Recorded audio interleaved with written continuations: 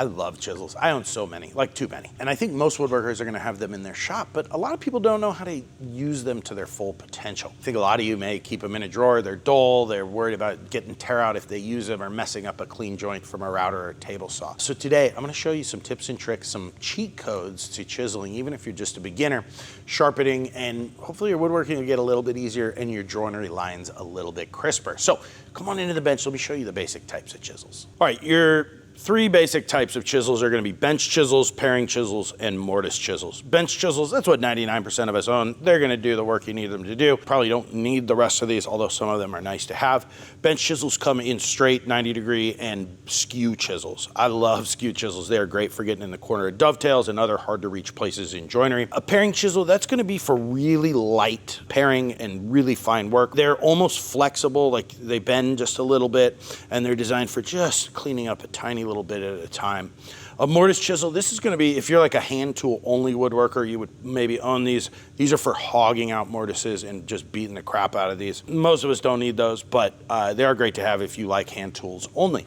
And then some more obscure ones. This is a slick. This is used in timber framing. These are the types of chisels that Japanese carpenters of yesteryear used to build those tea houses and palaces in Japan. This is a skew paring chisel. It has a very long fine point for getting in deep into really tight corners. This is a marking knife, but all of us have used a marking knife as a chisel. This is a great one because you can clean up little things while you're going if you need to. And then you get into your chisel planes. This is a really strange one that Luke came up with from Zen Wu. It's flat only in the front here and allows you to put your fingers on. It's got these ribbings and allows you to get right in the corners of things. It can also be used as a skew chisel or a marking knife. So those are the basic types of chisels. Let's talk about how to hold them because that matters and it's a lot more nuanced than you think, and I think that proper stance and grip and safety are gonna make all the difference in your success. All right, so how you hold the chisel really matters. Think control over force. So your dominant hand is gonna go on the back of the chisel, that's what's gonna drive it, and then your non-dominant hand is your brake. So you never wanna come out the other side of a board or blow through it, you're gonna get tear out, and you certainly don't wanna slip.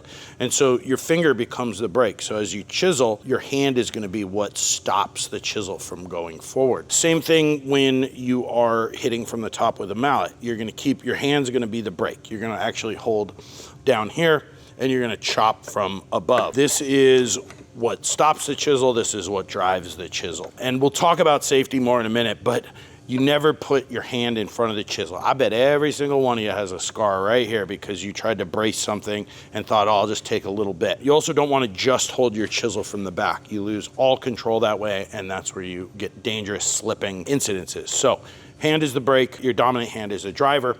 Same thing when you're using a mallet, your hand is the brake, you're holding down low. And just a little tip too, when you sharpen your chisels, these edges can get really sharp and actually potentially cut you. So you can actually take a file and just hit that just barely, and it'll help keep that edge from being too sharp for you. Another thing that's really important is how you use your body.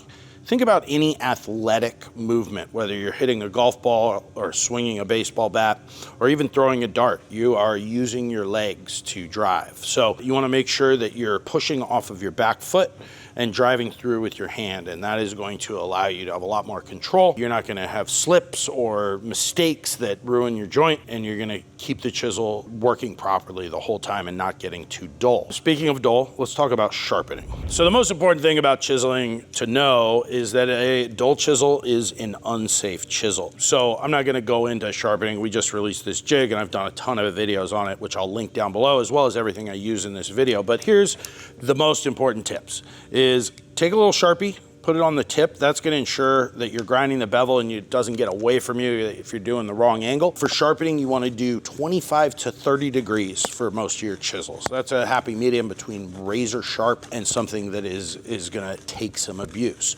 But the most important part about sharpening is having a strop on your bench, right? I keep a strop on my bench all the time, and it's really easy to strop. Just 10 to 20 times, and here's how you do it. You're gonna rock your bevel until you feel it on here, and then you're gonna lock this into your wrist. And then once you lock that into your wrist, you're just gonna put moderate downward pressure, and you're gonna use your legs, not your hands, to pull this back. And that's gonna ensure you're locked in at the right place, and that's gonna ensure that you have a razor sharp, Don't go forward on a strop, Katz-Moses. And then it should just shave paper. This is the easiest way to know that it's sharp, just like that. And if you do that, you know, every 10 to 30 times you whack your thing, it's gonna be a great, sharp, easy to use, safe chisel. So we're not gonna spend a ton of time on sharpening. Let's talk about tips and techniques. I'm gonna show you cool things like das Block, which is my favorite little cheater tip for chiseling. And we're gonna get into some cool things that keep your joinery fresh. So let's clean this up and talk about all the tips and tricks with joinery. All right, so there's two basic types of chiseling. There's paring, and this is where you use your hands to guide the chisel. And there's chopping, and that is where you would use a mallet to whack your chisel and clean up material. I'm gonna walk you through a bunch of tips and tricks for doing both of those. But the one thing that is constant throughout is that you take little bites. Nobody ever succeeded by trying to take a huge chunk with a chisel. Safer and easier, and of course, cleaner and looks so much better when you take a little bite at a time. So here's my marking knife line. I'm gonna take half of that and then half of that again, and then I'm gonna lock into my line, which you can feel, and this is why we use marking knives and marking gauges, is you have a very tactile feeling of when you get to that. When you're using your chisel and doing 90, it's important to see 90. And what do I mean by that? When you're looking down at your chisel, you can see the back of the chisel line up with your marking knife line. And that can be difficult. So I have a little trick I like to use. This is what I call das Block, and it is a 90-degree and 45-degree block with magnets in it. So if you wanna just cheat a little bit, when you find your marking knife line and you wanna be 90, you make sure it stays in there and that the block is flat against your workpiece and flat in your marking knife line, just like that, and you can use it to whack your chisel. But we'll get to that in a second. Let me show you taking half and half again. And here's another great little trick, which is called walking your chisel. So it's really hard to place it down and find where you're trying to be. So all you do is just place a corner down and you walk it like this to where you want it to be. So there we are, about half. I'm gonna just walk it in there. And then I'm gonna use my hand as my brace and my brake. And you wanna choke up on your mallet. So we want small controlled hits. We don't wanna be down here on our mallet where we're just swinging away like Babe Ruth. So I'm gonna walk my chisel right there. You can do it while you're bracing it too. And just give it a little chop. Now, the reason that we don't take a lot is if you look at the bevel on your chisel here, it goes down at an angle like this. And so if you were to take too much material, that's gonna just snap right back. So here's a nice dark pencil line, and I'm gonna put my chisel right in that pencil line and give it a whack, and let's see what happens here. So you can see it jumps backwards from your pencil line. I'm a good 32nd of an inch behind that pencil line here. So again, going back to this one, we're taking half and then half again. So I'm gonna walk this chisel in, and you can hear the sound change when you hit the bottom. And when you've done your previous hit, you can actually use that as a reference to get where you want to be for your next one, so you're staying on that same plane. And now listen for the sound change here when I hit the bottom.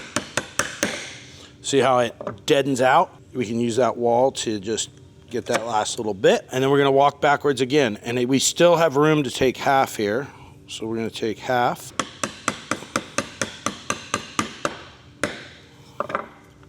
Same thing here, just like that. And now we're at our marking knife line. So I'm gonna do one visually here.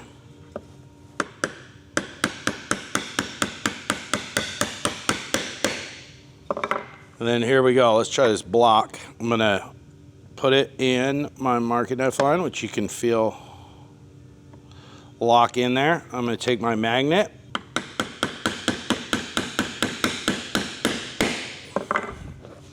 Like so. And there we go, we're perfectly at our line, perfectly square. In fact, you can see I was a little out of square doing it by hand, but again, that's easy to fix because I can use that last reference. Look at that. And get that last little bit and clean it up. Just like that, and we have a perfect 90. Now that's chopping, and so now when we pare, it's gonna be a lot different. Going across the grain or with the grain is going to go a lot faster than severing the grain when you're going through it. So let me put this in the vise and I'll show you what I mean. Okay, now with paring, this is where we use our hand as a brake because we only want to do about halfway and then we're going to flip it around and go the other way. The other thing we really want to be careful about is if we're going with the grain, like if I was just to pop into my knife line here and go this way, it's going to split, and it's going to split whichever way the grain is growing, not the way that your chisel goes. So this is why we work carefully. And again, I can feel my line and I'm actually going to go in just above it here. I'm using my hand as a brake and my body to push, using my legs. We're just going to pare across here, just like so. And it helps too if you exit out this way, and that keeps that grain from splitting this way. We're going to work down to our line, and just to show you how fast that goes, see that big chunk that came up, that's way more than you want to be taking. And so when we're going across our grain, we're just taking little bites just like this. I'm working about halfway across. See, you can see my line here. I'm just working to it, just a little bit at a time. And there we go. Now we're going to flip this around and do the other side. I can feel my line here. It's going to click in, and that's way more than you want to take. So I'm actually just going to use my chisel to walk up. And it's funny, I can't see with all the video lights and stuff. There's a huge shadow back here, but I can feel. And that's why we always do those marking knife lines, because it helps us get to where we need to be. And see, now I've created a flat spot where my chisel went through, and we haven't done this end here, so I can actually just go right off the end just like that. I can feel where I need to be. This is one area, and I'll show you more with dovetails here in a minute, but this is an area where a skew chisel is really great because you can get in there and clean up anything in the corner. I'm just going to feel for that line.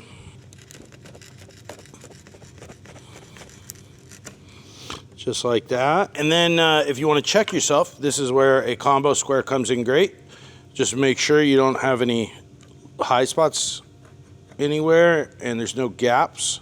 I think that looks pretty good right there. And then of course you would chop down to your marking knife line here. But let's do some dovetails. Now, when I do dovetails, a good little trick is I create a rabbet, which helps the boards fit together square, but it also gives you a really great chisel reference line.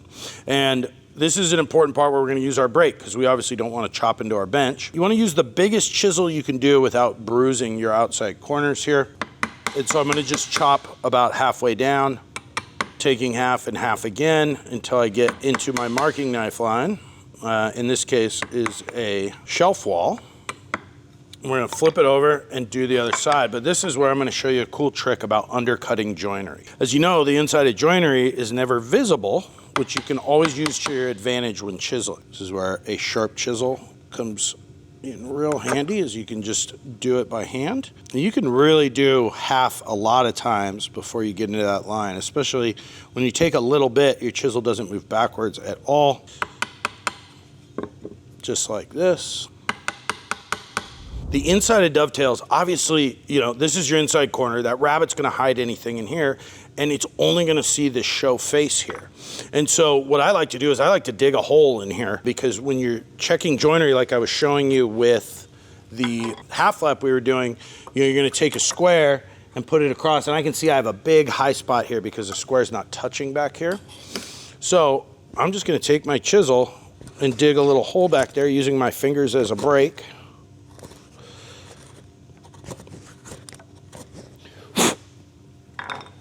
And just like that, we're touching. But again, dovetails are tough because the corners are so hard to clean out. And this is where your skew chisel comes in. So when you use a skew chisel here, look at how far I can get into that inside corner there. And that inside corner is going to be incredibly clean. Just going to get that little piece right there. And there we go. And now we have a dovetail that is very clean. And then same thing over here on the end, but we're going across the grain now, so we don't have to be as careful because we have something to land in here. And we're going to take half and half again until we get to our marking knife line. So this is what we do to make sure these things fit. You want to make sure you don't blow out the other side. But you can just create a slight dish in your joinery just like that. You can also see the skew chisel a lot better this way, how easy that is for cleaning up edges. But sometimes you have a dovetail that isn't quite fitting and you need to clean these up. Now, we talked about earlier, I'm gonna show you on this dovetail how easily stuff splits. Like if I put a chisel up here and just hit this, that's gonna go any which way so fast. So what works a lot better with dovetails is going across the grain. So if you need to take some of your dovetail out, you can just line it up, and this also helps you with staying square. Go this way, and you're not gonna have that same thing. Make sure you don't blow out the other side. Just like that's gonna be a lot more control if you find ways to go across the grain. Let's talk about mortise corners. Now, mortise is really very simple in a lot of ways because you've already used a router to create two flat sides. And so what I like to do is I use the flat edge of the side of the mortise. I use that to mark my corner. So I can go right in, slide it right in, go up to my marking knife line, and that gives me a place to chop to on the following side. So just like that, we've got a place to chop to. There we go, we're in our marking knife line here. We're gonna see square. And this is where undercutting really works to your benefit too, because you're never gonna see anywhere in the inside of this. So walk your chisel, and you can totally undercut this way, which is gonna help with fit and allow you to get a really good mortise and tenon without a lot of struggle, especially once you get glue in there and things start to expand. So again, same thing, I'm using my done wall here and walking it over to my corner. I'm pulling against the wall here. I'm kind of twisting the chisel a little bit, and that helps me find these corners.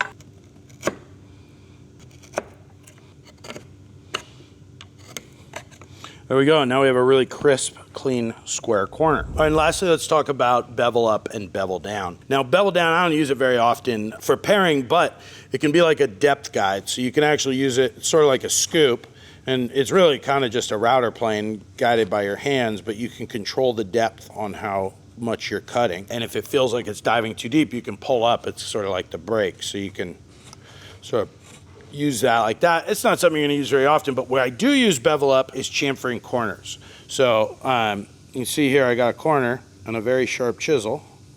I'm gonna use that to make a nice, even chamfer. Just like that, and if you start to get tear out, it means you're going against the grain and you want to go with it. So we're just go like that. Use a slicing motion, get a nice even chamfer, sort of like a hand plane. Lastly, I just wanted to talk one more time about safety. You got a lot of tendons in your hands, and this is where people always get cut by chisels or in the finger, because you try and do something just quick and you brace it, or you go, I'm not going to find a vise or a clamp, and I'm just going to do this little thing. And it always ends up coming back to bite you, and not being able to use your thumb anymore because you stuck a chisel through the tendon is not fun. Also maintenance, right? Like I've been using these chisels all day, which means my hands have been all over them, which means my oils are all over the chisels. So I got a little oil in a rag in a can here, 3-in-1 oil. I think I made this 10 years ago, watched a Paul Sellers video. I've never had to add oil to it. It's pretty awesome. But just give your chisel a wipe, WD-40, paste wax, anything with oil, just clean them up and put it before you put them away and store them. I think that's it. Hopefully this helps you. Chisels are obviously something we all have, and a lot of us don't use because we don't feel confident with them. So hopefully this helps you get crisp joinery, makes your woodworking a little bit easier. Tune in next week. We've got a toolless countersink we've been working on for a year and a half that we're launching. It's gonna be really cool. Check out these Zenwu chisels. They come hand-lapped, factory sharp. Some guy sharpens them before he sends them to you, and they are awesome. Everything's linked down in the pinned comment. Guys, stay safe in the shop. Have a wonderful day.